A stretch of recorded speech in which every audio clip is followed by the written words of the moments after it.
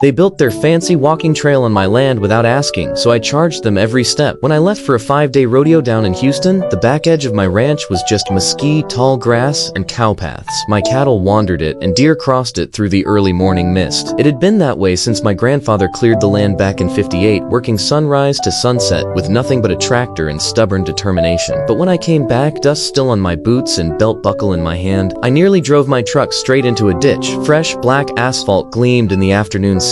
Wooden posts lined a perfect curve. Park benches sat at regular intervals like soldiers in formation. Even little decorative lanterns on poles, the kind you'd see in some upscale subdivision. A shiny new community walking trail snaked right across the far corner of my property like a black ribbon. The HOA had struck again. They didn't call. They didn't knock on my door. They didn't send so much as a postcard. They just brought in contractors, paved a trail, and advertised it to their residents as a private amenity. Their glossy newsletter even bragged about the new nature path, complete with photos of families jogging past my cattle fence. Not one word about whose nature it actually was. At first, I thought about blocking it off with my old bulldozer, but then I realized something better. Every trail has a toll, so I got to work. First, I called the county surveyor and had him mark the property line in bright orange.